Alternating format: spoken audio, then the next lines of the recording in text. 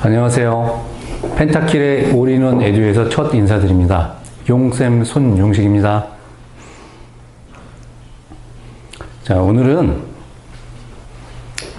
보시는 주제로 소개를 드리고 말씀을 좀 드리겠습니다.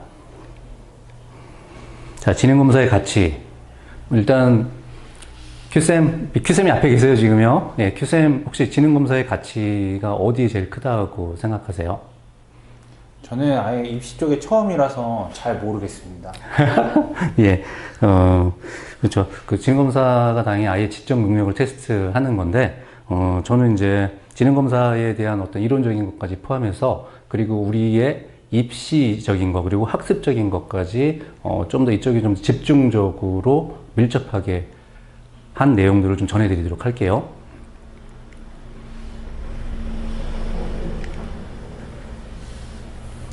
자, 이거 대단히 고전적인 주제죠. 결론은 좀 많이 나 있는 편이긴 한데, 자, IQ가 유전의 영향이 크냐, 또는 환경의 영향이 크냐라는 거는, 좀 어느 정도 밝혀지긴 했지만, 그래도 되게 중요한 주제예요. 지금, 일단 자세하게 보시려면은 화면 멈추시고 보시면은, 약어나 이런 거 좀 이해하시는 게 좀 도움이 될 거고요. 일단, 실험 설계적인 차원에서 한번 생각을 한번 해보죠. 자, 유전의 영향이 크냐 또는 환경의 영향이 크냐, 그럼 이렇게 나누면 될 거예요. 자, 그 유전적인 관계는 없는데 환경이 동일한 경우, 또는 거꾸로 유전적인 관계는 있는데 환경이 다른 경우, 또는 유전적인 것과 환경적인 게 섞여 있는 경우에 대한 연구를 하면은 바로 이 유전이냐 아니면 환경이냐에 대한 답을 내릴 수 있는 그런 실험 설계가 가능하겠죠. 이 연구 결과, 즉 평균 IQ의 상관관계에서 가족 입양 쌍둥이 연구가 바로 그 연구라고 보시면 돼요. 자, 첫 번째, 가족. 가족은 일단 같이 사느냐가 기준이에요. 같이 사느냐를 기준으로 한 거고, 쌍둥이는 여기에서는 일란성 쌍둥이와 이란성 쌍둥이를 연구를 한 거예요. 자, 이란성 쌍둥이는 일란성 쌍둥이와 다르게 유전자의 약 50% 정도 공유가 되고 있죠. 즉, 부모-자식 관계, 혈연적인 관계 또는 혈연적인 형제 관계하고의 유전자의 공유 정도는 비슷하다고 보시면 되겠죠. 그래서 이제 이런 연구가 있었는데, 일단 결과적으로 당연히 이 그래프가 IQ의 상관관계에서 상관관계 가장 높은 것으로 나타났어요. 지금 이 상관관계는 보통 0.3 아래는 상관관계가 낮다라고 판단을 하고, 0.3에서 0.7까지는 중간 정도의 상관관계가 있다. 그리고 0.7 이상은 상관관계가 매우 높다라고 판단하시면 돼요. 근데 지금 같이 자란 일란성 쌍둥이의 경우는 한 0.87 아마 이 정도라고 보시면 될 것 같아요. 그러니까 상관관계가 매우 높다라고 볼 수 있고, 근데 역시 같이 자란 이란성 쌍둥이도 상관관계가 꽤 높은 편이죠. 그렇지만 일란성 쌍둥이하고는 되게 큰 차이가 나는 걸 볼 수가 있겠죠. 역시 환경적인 요소도 중요하다라고 보시면 되고, 그 외에 자세한 것들은 이 그래프를 보시고 유전의 영향이 크다라는 걸 좀 확인할 수 있으실 거예요. 근데 여기 보시는, 즉 빨간 점선 사각형 안에 들어와 있는 것을 한번 좀 유의 깊게 좀 보셔야 돼요. 여기 지금 보시는 것처럼 입양 가족이에요. 입양 가족인데 여기 아래 설명처럼 입양됐으니까 당연히 P5는 부모와 자식 간을 얘기하는데, 부모 자식 간인데 입양됐으니까 혈연 관계는 없겠죠. 그리고 역시 형제인데 따로 입양한 형제들인 거예요. 그래서 유전자 공유는 되어 있지 않은데, 즉 같은 집에 사냐라는 거는 동일한 경우예요. 근데 보시는 것처럼 이거는 0.19 정도고, 그 다음에 형제 간은 약 한 0.32 정도의 상관관계가 나왔어요. 거의 한 3분의 1의 좀 분산의 차이가 좀 있죠. 그래서 여기서 알 수 있는 것은 환경적인 요소가 중요한데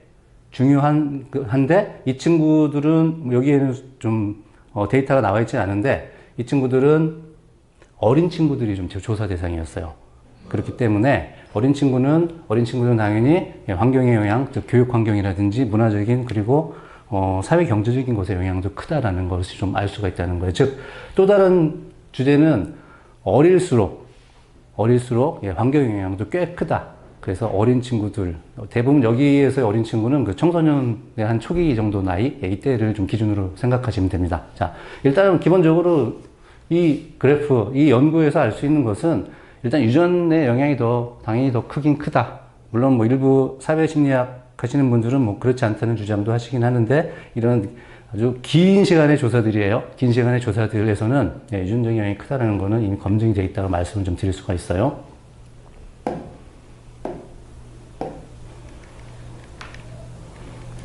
자, 근데 유전의 영향이 큰데 이 친구들의 연령대의 영향은 어떤지에 대한 조사까지 좀 같이 좀 수행이 됐어요. 보시는 것처럼 예, 여기 빈 원은 일란성 쌍둥이고, 그다음에 이제 채워진 검정색 원은 예, 이란성 쌍둥이에요. 자, 이 친구들은 예, 지금 연령에 따라서 예, IQ 즉 지능지수의 상관관계가 어떠냐를 좀 본 데이터예요. 그래프예요. 지금 보시는 것처럼 점점 뭐 환경이 비슷하면서 상관관계가 좀 높아지고 연령이 올라가면서 상관관계가 높아지는 것도 있는데, 상관관계가 낮아지기 시작하는 시점이 있어요. 제가 예, 빨간색 점선으로 표시했죠?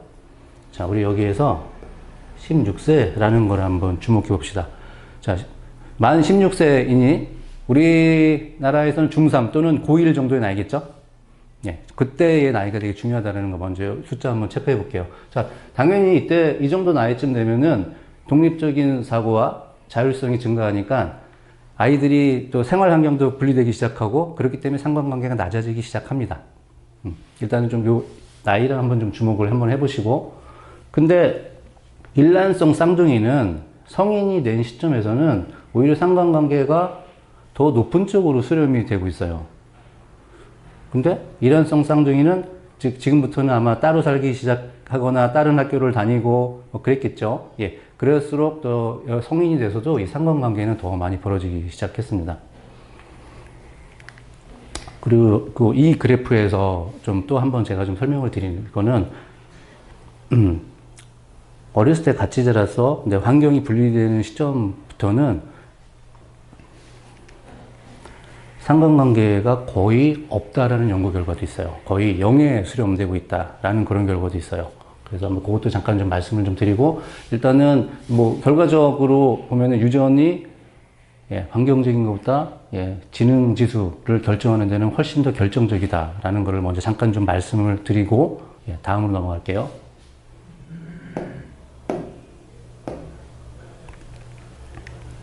자, 그러면은 지능이 무엇인가? 지능.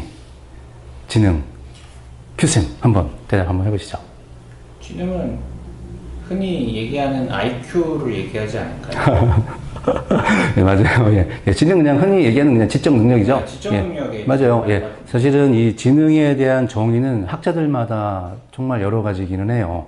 뭐 스피어만 같은 경우는 뭐 일반 능력 G가 어떻고, 또 뭐 곧 소개드릴 그 웩슬러라는 분은 뭐 총체적이고 전반적이라는 되게 중요한 이런 형용사들이 많이 좀 들어가 있어요. 그래서 여러 정의가 있는데, 그래서 제가 이렇게 한번 물어봤어요. 누구한테?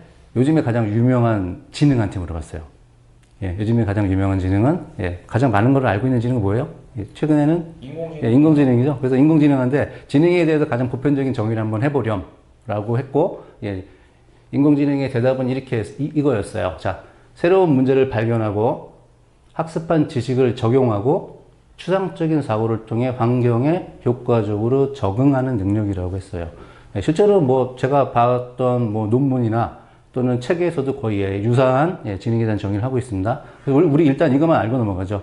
자, 문제 해결, 그리고 지식 적용, 추상적 사고 능력이 지능이다라고 판단하시면 될 것 같아요. 여기는 당연히 이해라든지 뭐 암기라든지 이런 부분들도 좀 같이 좀 포함되어 있죠. 자, 그러면 이 지능은 어떻게 검사하냐, 즉 어떻게 알 수 있냐 하는 건데요. 세상에 나와 있는 지능 검사는 뭐 셀 수 없을 정도로 많이 있어요. 그 중에서도 공신력이 인정된 한 표준화된 검사는 한 10개 정도, 예, 이 정도 언저리예요. 그 중에서도 가장 많이 사용하고 예, 전 세계적으로 가장 공신력이 인정받은 검사가 예, 웩슬러 지능 검사예요. 뭐 엑셀러 지능검사 많이 말씀 좀 들어보셨을 거예요. 그 중에서도 저희 올인원 에듀에서 좀 다루고 있는 엑셀러 아동용 지능검사, 자, 위스크 5판, 한국화된 거를 이제 K 위스크 이제 5판이라고 하는데 거기에 대한 좀 간단한 좀 설명도 좀 먼저 좀 드릴게요. 자, K 위스크 5판 대상 연령이 만 나이 기준입니다. 6세에서 16세 11개월까지예요. 근데 그 성인용 검사가 있어요. 성인용 검사가 이제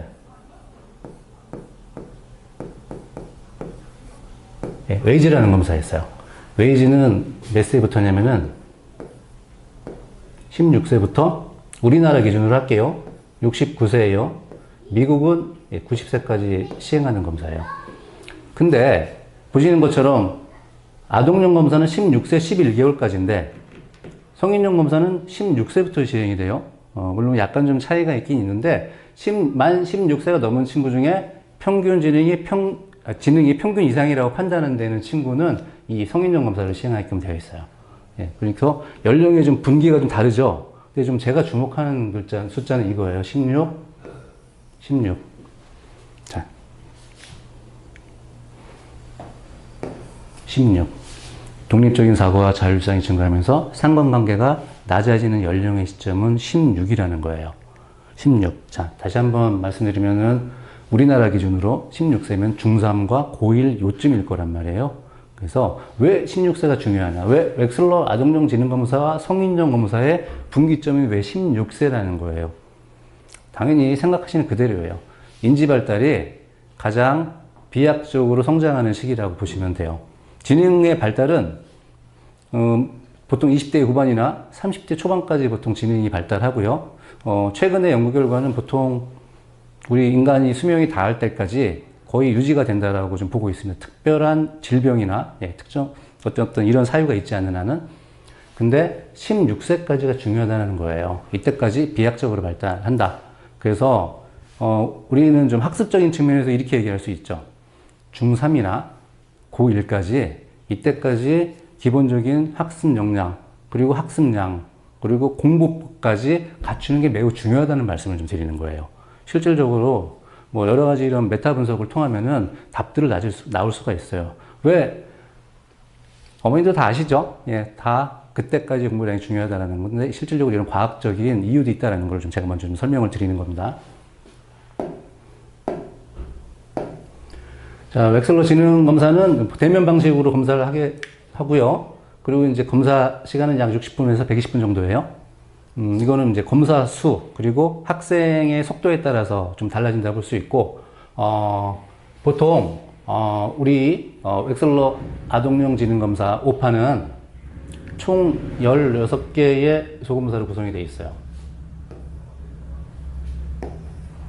근데 이제 한국화된 검사에서 이렇게 되어 있고, 미국에는 5개 정도의 소검사가 더 추가로 있는데, 한국에서는 이런 그 보충 지표 척도라고 하는데, 일단 이건 좀 제외했습니다. 여러 가지 이유로. 실용적인 이유 포함해서. 근데 여기 그 전체 척도에 보시면은, 하늘색으로 된 거 보이시죠? 이 하늘색으로 된 게 7개인데요. 7개가 보통 우리가 이제 전체 IQ, 그러니까 풀 스케일 IQ라고 하는데, IQ에 산정되는 검사들은 여기 있는 하늘색 7개 검사만 산정이 됩니다. 일단 좀 요거 먼저 알고 계시고요. 보통 병원이나 센터 같은 일반적인 곳에 가면은 아동용 지능 검사는 보통 10개의 소검사를 시행합니다. 16개 중에. 근데 저희 프로그램에서는 13개를 시행하는데 재능을 좀 더 면밀하게 보려고 하는 이유가 있어서 그래요. 그리고 다 아시다시피 평균 IQ의 이제 평균 점수는 100이에요. 자, IQ는 동일 연령대 또래 집단에서의 상대적인 위치를 보는 거예요. 그래서 평균이 100이라는 거는 딱 중간이라는 얘기겠죠. 그리고 전체 IQ 엑셀러 아동용 검사 5판의 전체 IQ 최고 점수는 160점이에요. 뭐 언론에서는 어떤 친구가 뭐 208 이런 얘기가 나오는데 이거는 그 전문가들이 별도로 이제 본인의 판단을 얘기하는 겁니다. 그래서 이 검사 내에서는 판단할 수 없겠죠.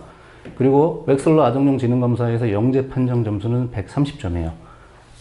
130은 대략 그 정기 분포상에서 한 2% 언저리예요. 그래서 2% 언저리면은 뭐 학자마다 좀 차이는 있긴 있지만은 웩슬러에서는 130 기준으로 영재 판정하고 있습니다. 그래서 전체 IQ 가지고 판정하기도 하고 뭐 경우에 따라서는 일반 능력 지표라는 검사가 있는데 그거 가지고 판단하기도 합니다. 그리고 웩슬러의 검사의 표준 편차는 15짜리 검사예요. 근데 우리가 흔히 알고 있는 온라인에서 하는 검사 있죠. 멘사. 네. 멘사 검사는 표준 편차가 24예요.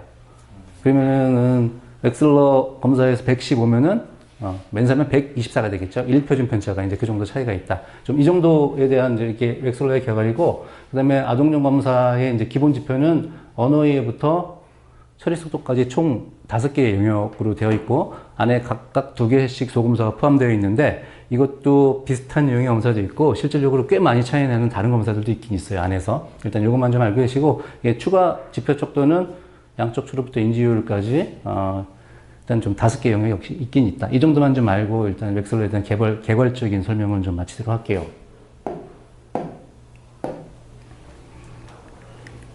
자, 그러면은, 우리는 좀 지능 검사를 하는 목적도 중요하고, 그리고 또 언제 했으면 좋겠나, 라는 것도 좀 궁금하긴 할 거예요. 실질적으로 목적에 따라서, 검사 연령도 달라진다고 보시면 돼요.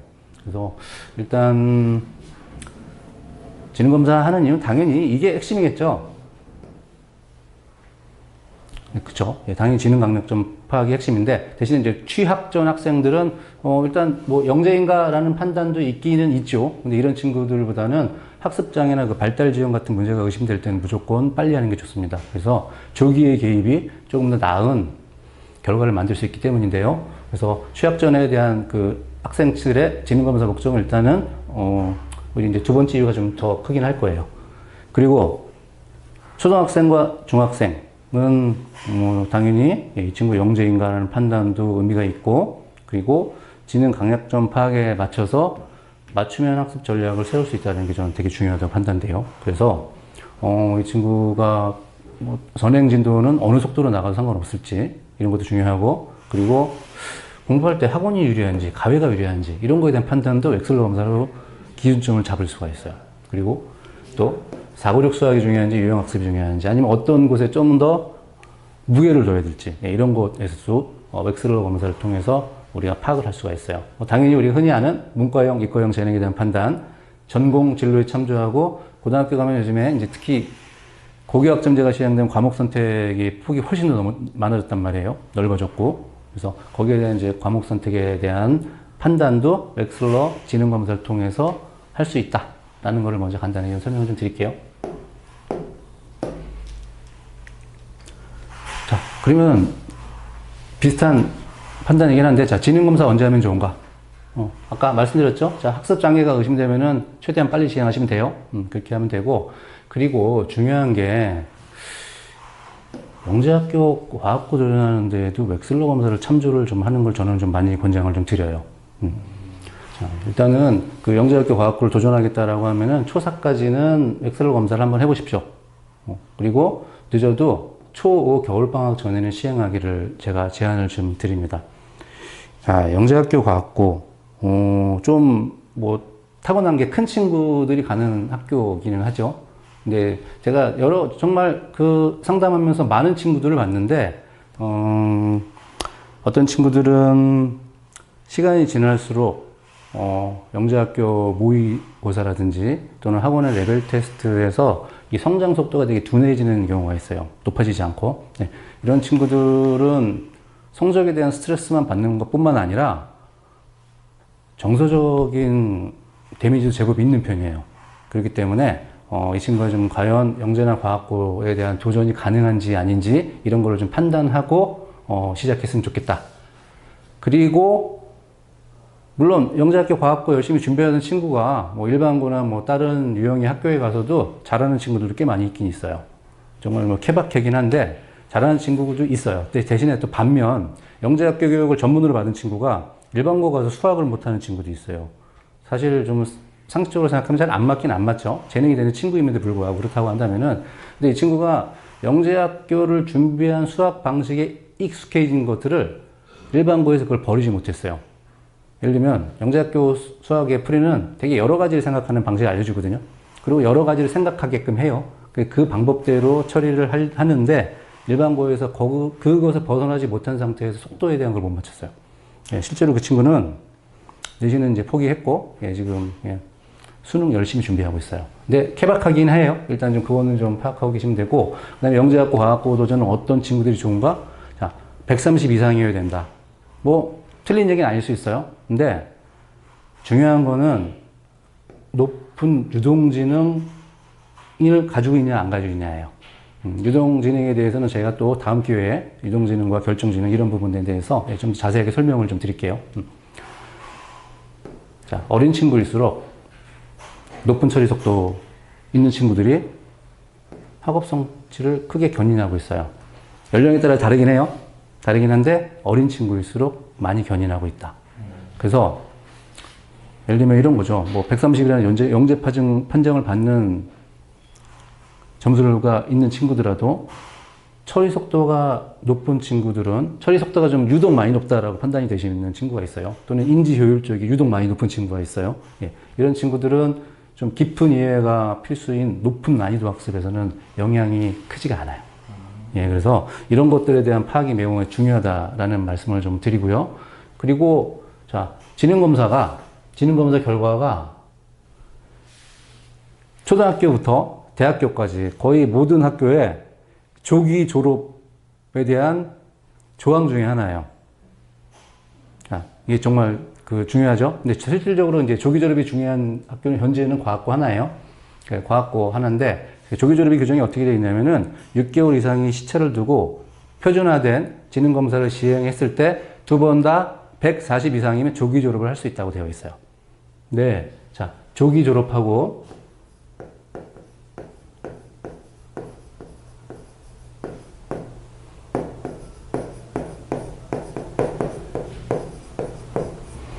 조기 진학이 차이가 있는데, 자, 조기 졸업은 어떤 거냐면은, 과학고에서, 조기 졸업과 이제 조기 진학의 판단은 이제 과학고에서, 1학년 성적 가지고 판단하게 됩니다. 그래서 조기 졸업은 지역마다 차이가 있는데, 1학년 성적이 10에서 20% 안에 들어야 조기 졸업 대상이 되고요. 그리고 40% 안에 들면 조기 진학의 대상이 돼요. 이쪽이 단어 가지고 용어 가지고 좀 차이 좀 잘 이해가 안 될 수 있겠죠? 네, 어려워요. 어렵죠? 자, 조기 졸업은 단순해요. 너 2학년 마치고 고등학교 졸업해. 이게 조기 졸업이고, 조기 진학은 네가 2학년 마쳤는데 대학교가 널 합격시켜줬어. 그러면 조기 졸업해. 이 차이라고 보시면 돼요. 근데 조기 졸업이 중요한 이유는 서울대에서 조기 진학은 선발하지 않기 때문이에요. 예, 서울대 외에도, 예, 뭐, 연대, 그리고 고대도 조기 진학은 이제 선발하지 않게끔 되어 있고, 카이스트는 40% 밖에 있어도, 과기원 대학들은 발굴위원회를 통해 선발하기도 하는데, 이제 이거에 대한 선발 규정도 이제 조만간 좀 바뀔 계획입니다. 이런 것들은 좀 안은 좀 나와 있는 상태라고 보시면 돼요. 그래서 중요한 거는, 자, 지능검사 결과로 과학고에서 조기 졸업이 결정된다. 과학고 입학하면은 불시에 지필형 검사를 학교에서 시행해요, 불시에. 그리고 140이 넘는 친구들한테 꽤 있다가 너 어디 가서 언제 검사 받아와 라고 합니다. 예, 그게 이제 대부분 검사 받아오라는 게 대부분 엑셀러 검사긴 해요. 그래서 예, 조기 졸업에 결정하는 데도 지능 검사가 활용되고 있다. 당연히 중요하겠죠. 자, 일단 이렇게 좀 말씀드립니다. 자, 검사 언제 하면 좋으냐? 뭐 앞에 말씀드렸던 거랑 뭐 이어서 가시면 됩니다. 초4까지 영재과학고 도전, 그리고 아예 역량 파악하고, 예, 학습 방향과, 예, 방향 설정을 목적으로 하시면 되고요. 근데 초5부터 중3까지는 뭐 학습 전략, 그 다음에 고교 추천이라든지 목표 설정, 그 다음에 문이과 진로에도 참조하시면 됩니다. 자, 이거는, 엑셀로 검사를 하면 이게 결과지를 받게 되거든요. 결과지를 받으면은 이제 이 그림이 있어요. 소검사 환산 점수 프로파일이라는, 예, 이렇게 포함이 되어 있어요. 여기 보시면은, 아까 우리 엑셀러가 이렇게 5개 영역으로 좀 구성되어 있다고 말씀드렸죠. 예, 5개 영역에 대한 각 소검사들의 환산 점수를 볼 수가 있어요. 예, 여기 보시는 회색 라인 있죠? 네. 회색 라인이 각각의 소검사에서 동일 연령대 아이들의 평균 점수예요. 예, 여기는 1점부터 19점까지 돼 있죠. 당연히 10점이 평균 점수라고 보시면 돼요. 근데 보면 어떤 건 높고 어떤 건 낮고 꽤 편차가 크죠. 영역별에서도 어떤 건 낮고 어떤 건 낮고 편차가 꽤 크죠. 이거에 대한 좀 해석이 실질적으로 지능검사의 가치는 자, 학습과 어떻게 연결시키냐, 그리고 어떻게 준비하고 참조하냐 아주 중요한데 실질적으로 좀 어떻게 해석할 것인가도 매우 매우 중요합니다. 보통 이제 웩슬러 검사 해석지는 그냥 검사 해석지예요. 결과 나온 거에 대한 대부분 설명이라고 보시면 됩니다. 근데 저는 이 결과를 보고 이 정도 판단을 할 것 같아요. 아, 이 친구가 사교육이라든지 또는 공부에 대한 노출이 그렇게 많지는 않았겠구나. 타고난 거에 비해서는 능력적인 측면에서는 아직까지는 발현이 좀 덜 돼 있겠구나 라는 판단이 좀 들고요. 그리고 이 친구가 좀 연령이 좀 어리다면은 크게 문제가 없을 수 있는데 연령이 뭐 중3 정도 된 친구다라고 하면은 속도를 개선하는데 정말 노력을 많이 해야겠다. 이런 판단을 이 결과를 보고 말씀드릴 수가 있어요. 그래서 이 소검사 환산점수 프로파일 가지고 당연히 연령에 따른 해석도 중요하고요. 그 다음에 속도를 극복하는 방안들. 만약에 속도가 극복이 되어 있다고 한다면은 이 친구의 그 소검사에서 몇 가지들은 결과가 달랐을 거예요. 시간 제한이 있는 검사들 또 몇 가지가 있습니다. 그런 것들에 대한 영향이 좀 줬을 거다라고 말씀드리고, 그리고 이 친구는 조절 및 통제 이쪽 전략이 좀 살짝 부족한 게 좀 보일 수 있다. 그렇게 해석할 수 있는 여지가 있다라는 걸 말씀 좀 드리고, 그렇기 때문에 집중력을 유지하는 방법에 대해서 좀 더 길게 설명이 좀 필요하겠죠. 방법론에 대해서 제가 제시해 줄 수 있고, 또 아까 말씀드린 수학 선행의 진도, 그다음에 도용기하나 대수 수리에 대한 능력에 대한 판단, 이거에 연계돼서 과목 선택이나 전공 선택도 당연히 참조할 수 있겠죠.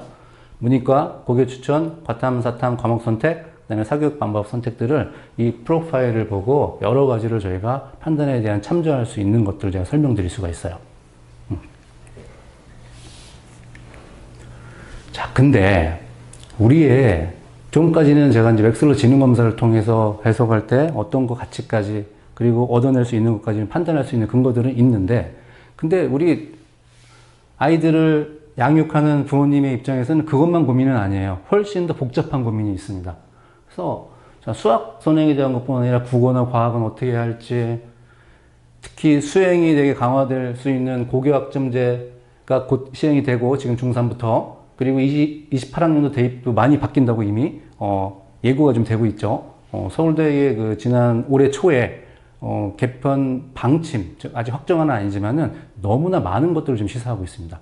그래서 그런 거라든지 또 재능에 대한 거라든지 또 아이가 좀 잘할 수 있는 학교. 근데 이게 재능만 보고 또는 지능만 보고는 알 수 없다는 거예요. 그런 것도 있고, 그다음에 수행평가가 아이가 잘할 수 있는 아이인지 아닌지, 앞으로 잘 대비하기 위해서 어떤 걸 좀 더 준비해야 될지 이런 것까지 포함하고, 그다음에 당연히 멘탈과 태도, 습관도 중요하잖아요, 공부. 자, 이런 거에 대한 판단도 좀 객관적으로 할 필요가 있겠죠. 그리고 잘된 공부법, 또 아이한테 맞는 공부법으로 잘 좋은 습관 만드는 것도 어린 나이일수록 매우 매우 중요합니다. 그래서 이러한 그 물음들과 걱정들은 지능검사 해석 이상의 더 복잡한 솔루션을 필요로 하고 있어요. 그렇죠? 그래서 이 더 복잡한 솔루션을 올인원 에듀 초중등 프로그램에서 제시를, 문제를 해결할 수 있는 그런 솔루션을 좀 제시를 할 거예요. 그래서 우리 올인원 에듀 그 초중등 프로그램 좀 먼저 간단하게 말씀을 좀 드릴게요. 차후 좀 더 상세하게 말씀드릴 수 있는 기회를 좀 더 가질 거고요. 지금은 간단하게 좀 말씀드릴게요. 자, 자, 우리는 초중등 프로그램의 기본은 당연히 웩슬러예요. 네, 지능검사를 기반으로 하고 있고, 그리고 초1부터 초4까지는, 아동용 지능검사 5판과 그리고 이제 부모 양육 태도 검사를 하게 될 겁니다. 그래서 부모 양육 태도 검사를 통해서는 이제 부모님의 양육 태도가 어떤지를 알 수 있고, 또 어떤 게 좀 그 표준 범주에 들어와 있는지, 그리고 좀 개선할 것들도 좀 보고 확인할 수 있겠죠. 이 프로그램은 초4까지가 대상이고, 아이는 상담에 참여하진 않습니다. 그리고 상담 내용은 주로 엑슬러 지능 검사 해석과 학습 방향 설정이 되겠습니다. 그리고 이제 초5부터 중3까지 대상은 역시 엑슬러 지능 검사를 기본으로 포함을 하고, 그리고 YG라는 학습 종합 검사를 할 겁니다. 이 YG 검사는 메타인지를 알 수 있어요. 어느 정도인지. 그리고 아이들의 학습 내용을 종합적으로 보는 꽤 괜찮은 검사예요. 그 다음에 또 한 검사를 시행하게 될 텐데, 아동 청소년 스트레스 검사를 하게 될 거예요. 그래서 아이가 스트레스가 어느 정도인지, 또 어디에서 많이 받고 있는지, 그리고 이거를 이겨낼 수 있는 힘이 어느 정도 되는지까지 보는 검사예요. 그래서 이 세 가지 검사를 종합적으로 판단해서 시스템에서 해석된 거와 그 다음에 상담을 통해서 제가 말씀드린 것들로 구성이 되어 있는데, 이때는 학생도 같이 참여를 하게 됩니다. 상담 내용은 위와 같은 엑슬러 지능 검사, 고등학교 추천, 학습 전략, 그리고 이 친구가 메디칼의 적합도가 어느 정도 되는지, 메디칼 입학 가능 적합도라고 보시면 됩니다. 그리고 변화되는 입시에서 중요하게 될 수행 적합도까지 포함을 하고 있습니다. 그래서 각각의 항목들에서 나눠진 거에서 이 친구가 수행 적합도가 어떤지, 이게 전체에 대한 검사를 매우 면밀하게 시스템적으로 해석한 결과들이라고 보시면 됩니다. 이 검사, 그래서 저기 올인원 중등, 초중등 프로그램은 이렇게 좀 구성이 되어 있고, 자세한 설명과 내용들은 다음 또 기회를 통해서 좀 말씀드리도록 할게요. 자, 엑슬러, 지능 검사, 되게 여러 가지들의 궁금한 점들이 많으실 거예요. 그리고 사실 이러한 질문들, 좀 더 이론적인 내용들, 이런 것까지 다 좀 포함이 되어 있는데, 여기에 대한 간단한 Q&A부터 또는 자세한 설명, 그리고 이것들이 다 아이의 학습과 입시까지 연계된 이러한 내용으로 저희가 다음에 차분히 영상을 제작해서 설명을 좀 드리도록 하겠습니다. 자, 오늘 펜타킬의 올인원 에듀에서 첫 인사를 드렸습니다. 다음에 좀 더 전문적이고 체계적이고 전반적인 내용 가지고 입시까지 포함한 영상으로 더 찾아뵙도록 하겠습니다. 감사합니다.